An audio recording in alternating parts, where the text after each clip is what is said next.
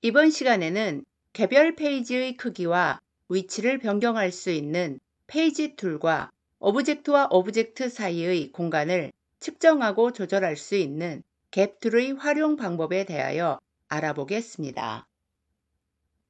지금 보시는 이 예제 문서는 동일한 크기의 2페이지로 만들어졌습니다. 먼저 페이지 툴의 활용 방법에 대하여 알아보겠습니다. 페이지 툴을 선택하거나 또는 단축키 Shift P를 누릅니다. 페이지 패널에서 페이지 2 썸네일을 더블 클릭합니다. 컨트롤 0을 눌러 문서 보기를 윈도우 크기에 맞춥니다. 컨트롤 패널에서 위드에 35cm를 입력하고 엔터를 누릅니다. 페이지 2만 가로가 35cm로 변경된 것을 볼 수 있습니다. 컨트롤 Z를 눌러 취소합니다.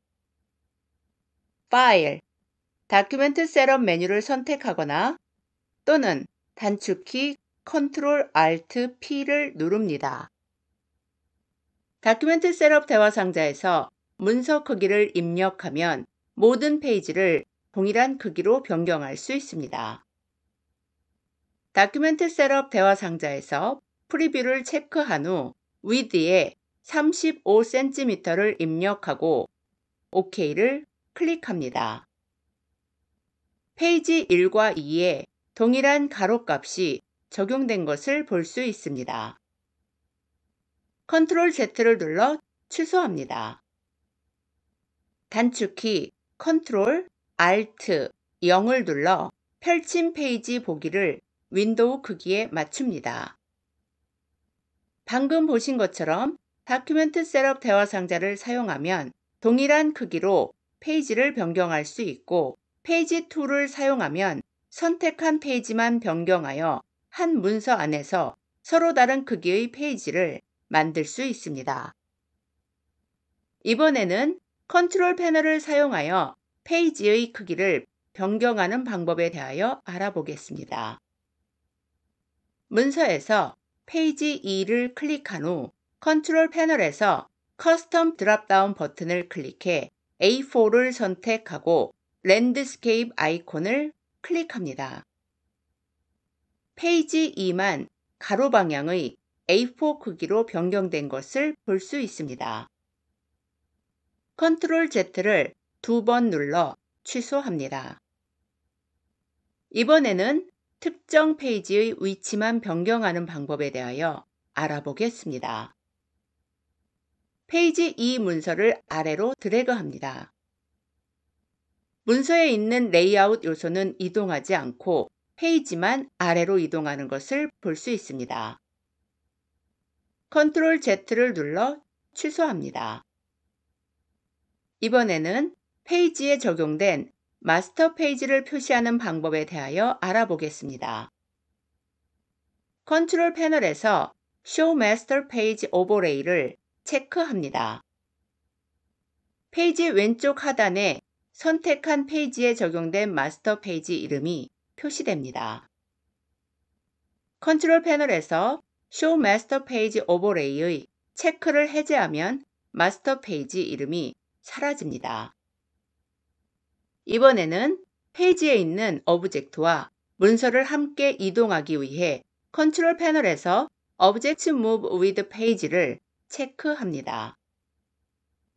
문서를 위로 이동하면 페이지에 있는 오브젝트와 문서가 함께 위로 이동합니다. 컨트롤 Z를 눌러 취소합니다. 컨트롤 패널에서 Object Move with Page를 클릭해 체크를 해제합니다. 문서에서 페이지 1을 클릭하고 컨트롤 0을 눌러 페이지 보기를 윈도우 크기에 맞춥니다. 이번에는 갭 툴의 활용 방법에 대하여 알아보겠습니다. 갭 툴을 선택하거나 또는 단축키 U를 누릅니다. 사진과 사진 사이로 마우스를 이동한 후 공간이 회색으로 하이라이트 되면 클릭합니다. 사진과 사진 사이의 가로 공간 값이 팝업으로 표시되는 것을 볼 수 있습니다.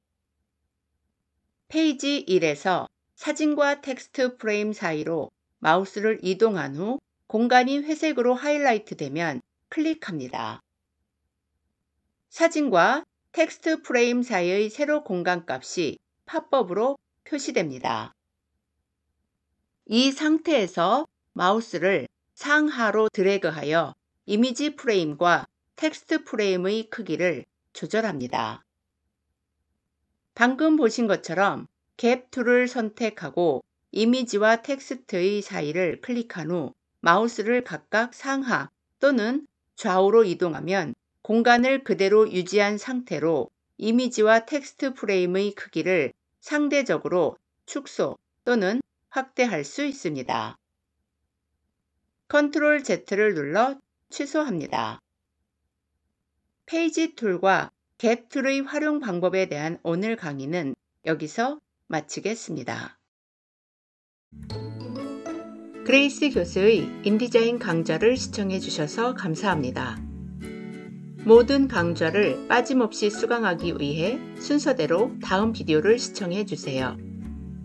인디자인을 배우고 마스터하기 위해 구독과 좋아요 버튼을 눌러주세요.